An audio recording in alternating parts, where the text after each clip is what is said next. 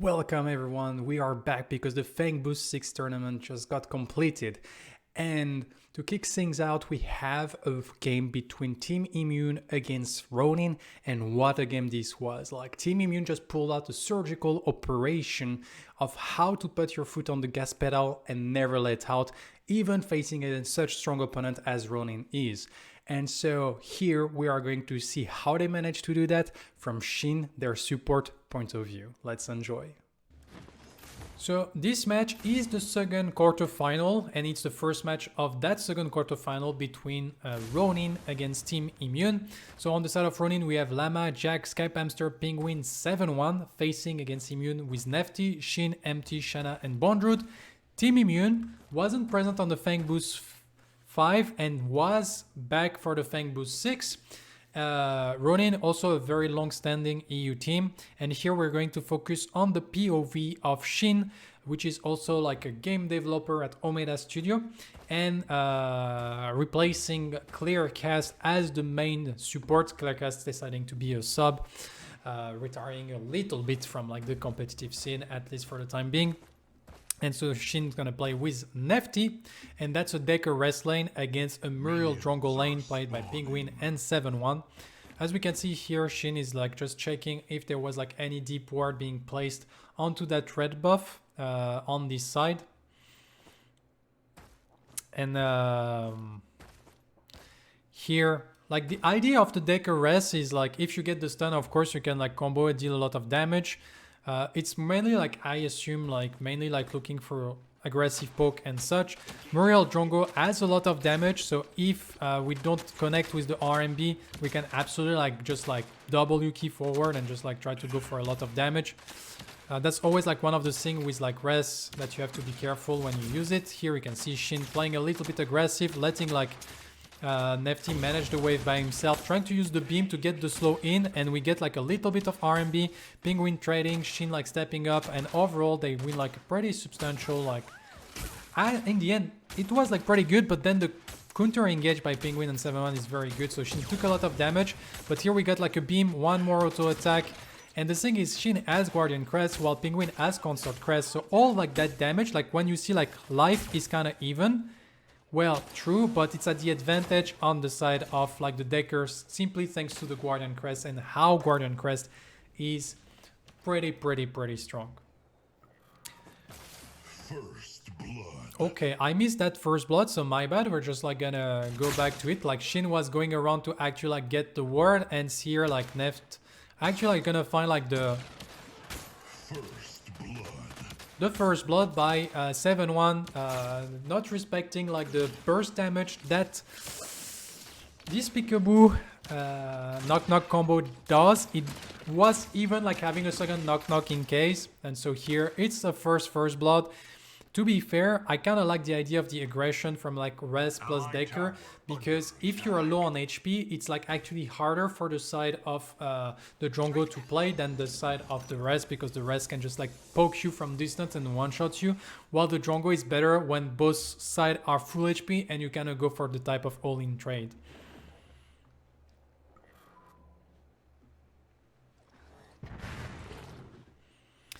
And so here, Shynn doesn't have to go back, while like on the other side, Nefty goes back because thanks to the first blood, he already got the Soul Calice, so he's gonna start stacking very early. Wave is bouncing back. They try to go for the stun onto Penguin, unfortunately not connecting, but still we get like the rest of the damage. They're gonna get like, we see Penguin is already level 3, they need to clear a few minions if they want to be aggressive again. I guess they don't want to look for any like zoning potential. They just want to keep applying pressure to secure like some gold buff for themselves and be always like an opportunity to go like for maybe a stun. So far, Shynn not connecting a lot with his stasis bomb. It feels like I am playing the Dekker, not Shynn. But still, even if you don't land the stasis bomb, if you go for the aggression pattern on the right timing, you connect like a few beams, a few auto attack, and you're playing with Nefty, well, sometimes you're gonna get like some kills, as we have seen for the first blood of that game. So here we're crashing the wave. It's a cannon that is under tower, so the enemy team can't really like come to contest because they can't afford to risk losing their cannon in that situation. And like the RMB is very, very good to securing like those early gold buff.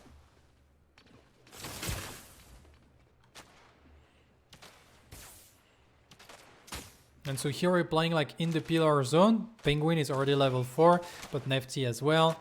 We're gonna get the level 4, I think, on Shynn, like once like all those like melee are being killed from that wave. And so far, no jungler has been around that dual lane. And here we're gonna see like what Shynn is maxing. Like he's actually putting like a second point into the stasis bomb, so it's preferring having like more stun and a little bit more damage on the stun than actually like helping with the clear. We try to go for the stun again, but the stun doesn't connect. Allied tower under attack. Shynn is checking if Jax is actually doing the 3 camp, and he can see that he's doing the 3 camp, so they don't really want to be aggressive. He's just trying like to be in reasons with the bomb. And I think he actually stole it here, so Shin's stealing like the big minion from the 3 camp. While Nefty managing to deal a little bit more damage to Penguin.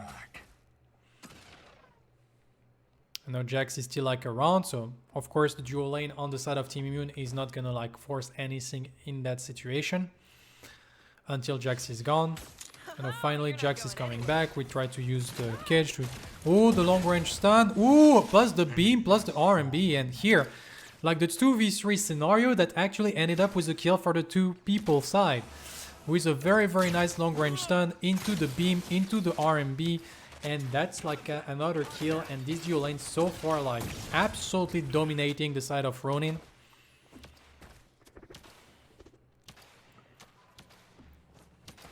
And I guess if you have just like long range poke and you never come in range to actually like be engaged by the Muriel jungle lane, it can be like pretty effective.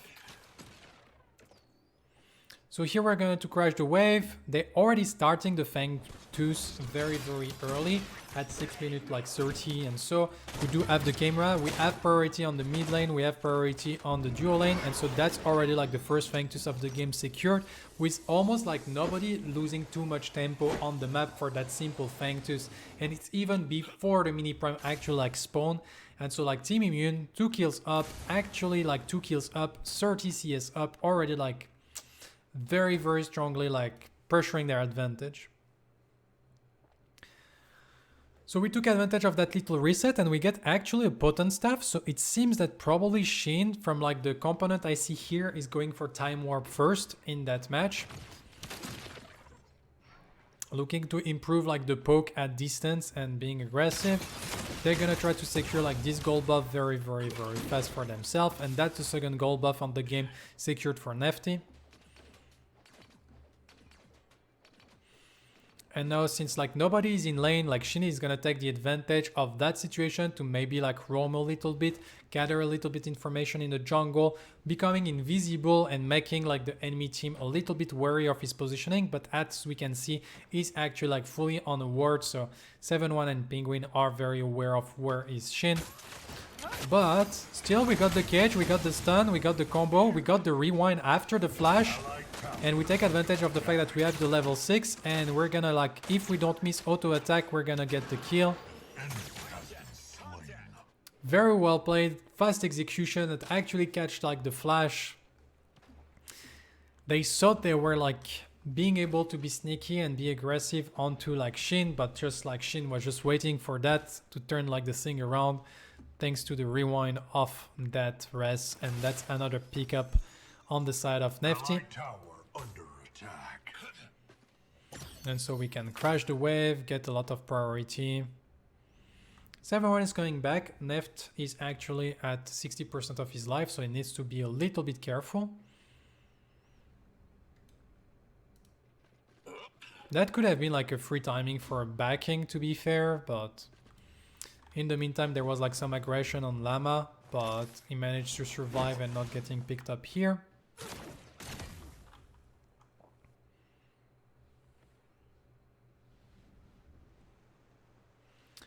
And so we do get the rest that was like covering the potential like rotation from Jax. Jax is hovering around, but he has to be careful to not over too much, because otherwise that will mean that it's mini prime first for his team. So a lot of poke has been put down onto Shynn. Shynn should be like looking out for getting his level 6. Here, of course, he's gonna check if Jax is coming back or not. He got the level 6. They're not gonna step up until they see Jax actually like presenting himself. And Jax eating for the 3rd time this dual lane in like 1 minute.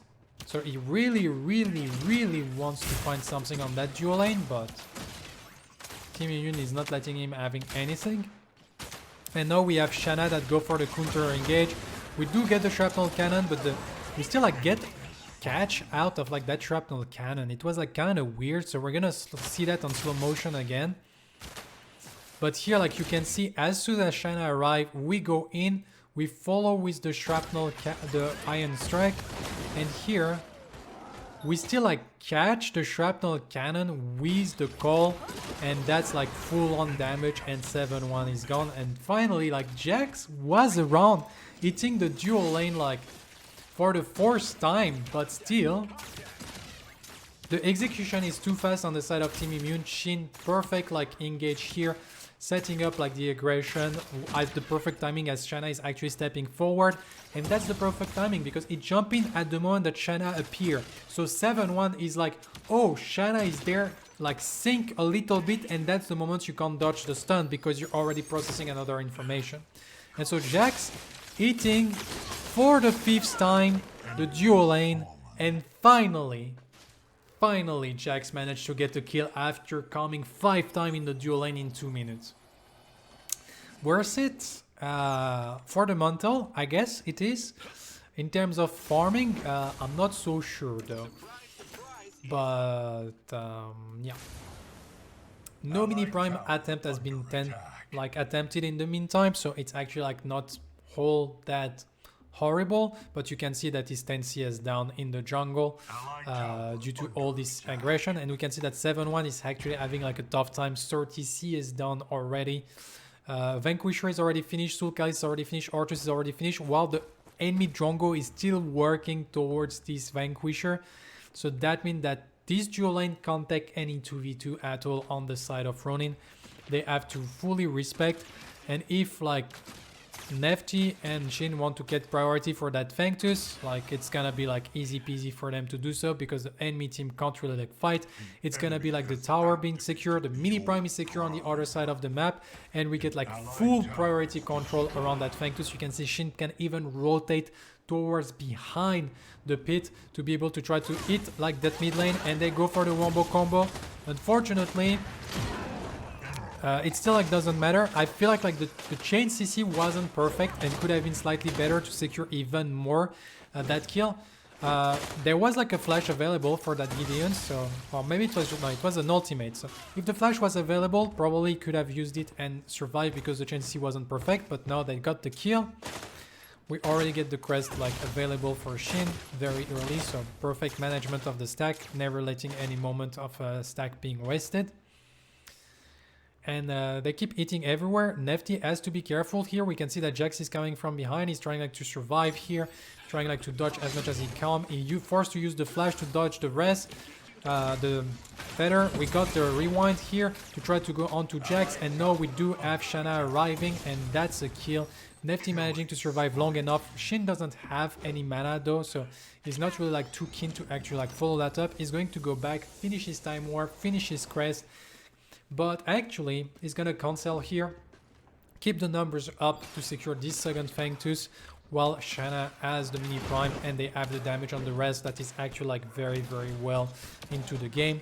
Shynn was just like staying to be sure nobody was actually like coming to contest, and that's the second Fangbooth and third objective of the game that end up falling in the hand of Team Immune. So we go back to base. We're gonna get the Riftwalker, Time Warp is finished. We're working towards probably Violet Brooch, could be a Dynamo. Especially since we go Riftwalker, like the wombo combo with the Dynamo, increased damage is very valuable. And we're actually like going to try to go for rotation on mid lane. Nefty is completely fine by himself. Scap Hamster is actually going aggressive, but we get the stun. We get Shanna coming back, and here Scap Hamster was going aggressive, but his team doesn't have any priority when it comes to the support role, when it comes to the jungle. Now we do have like the counter push, but Llama and Jax are here to defend. And so they try to remove like the minions. We do miss the stun, so we get a little bit of damage onto Shynn. Shynn has to be careful. He's only a Violet Brooch when it comes to actual like defensive stat and Riftwalker. So he's actually like very, very squishy. And in the meantime, Nefty is gonna keep like farming, having his like good time on the dual lane, while Shynn is now like free to roam a little bit more. And as you can see, Shynn decided to go for maxing the Stasis Bomb first. Let's see what is the second ability is going to try to max. Is it like the Containment Fence? Is it the Photon Disruptor? We're still like looking forward to it and see what is going for it. And here we try to go for a little bit of aggression. I feel like it's interesting, like Shynn always like try to land the stun immediately on the ground to get like, I guess, like the fastest travel time. But at the same time, I feel like it's not like super successful so far. On top of that, it's also something that if you land at the feet, if the enemy opponent is actually jumping, he can actually like dodge the projectile. So I'm not exactly sure if it's the best like angle to actually like aim, but despite that, it's still having like a very proficient game. We do get the rotation here. We try to go for the Gideon immediately. Penguin gets rewinded, but then we got the flash, RMB, maybe another auto attack. Nefty finding the solo kill on the Muriel. When Res is ahead, it's actually like very, very, very difficult. Allied tower under attack. So here we're just like, as you can see, Shynn is not really like applying a lot of pressure. It's mainly like being like a human ward in a sense. He do has to be careful though, because like if the sword was connecting here, it was maybe in danger of actually like dying, because like the combo, I guess, like from that Oathkeeper Tempest Quen could have been like very, very dangerous. So we do go for the reset, still main being buy, so probably Dynamo. Kind of still like going work in that build pass. And so here we're going to get like a little bit more control. We once again, Nefty is completely fine by himself, so we keep like going very aggressive onto like that Gideon. This Containment Fence kind of forced the Torn Space away, but wasn't really like needed. All the damage burst was gone.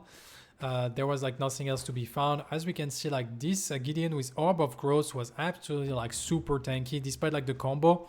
We only lose like half of his health, but we're gonna secure like both river buff probably thanks to it. Actually, the Muriel is on the other side, so maybe they do trade. And that's the Photon Disruptor that we're maxing second. Here we can see the second point has been put into the ability. We're looking behind like this, and you can see like Shynn has been around mid lane for like the past 5 minutes or so. Like he just like want to be aggressive onto that Gideon and not let Skype Hamster be able to play the game, while letting like Nefty like solo farm and solo farm also like enemy heroes. As we can see like here, Nefty securing the kill.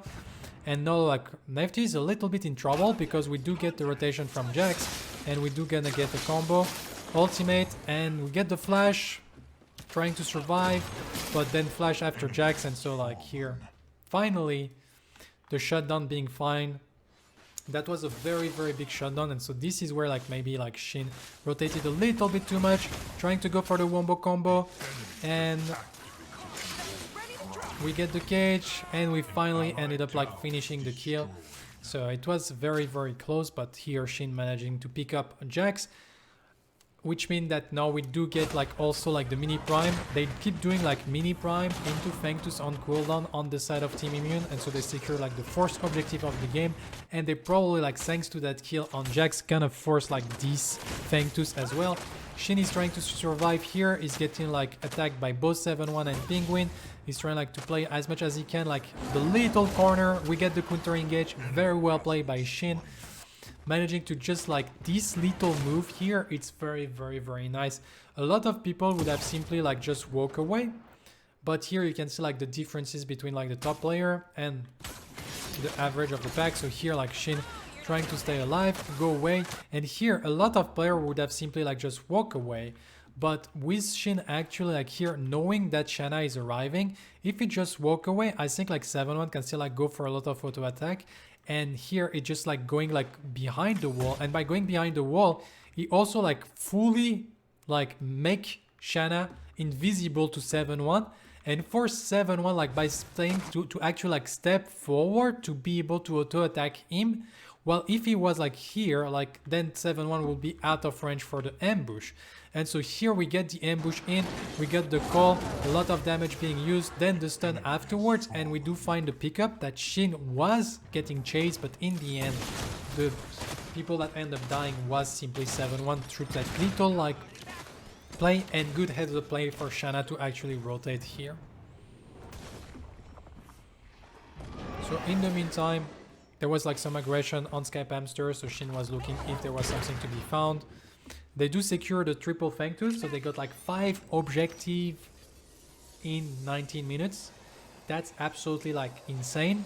First objective spawned at 5 minutes, so that means that in 14 minutes they managed to secure 5 objectives on the side of Team Immune.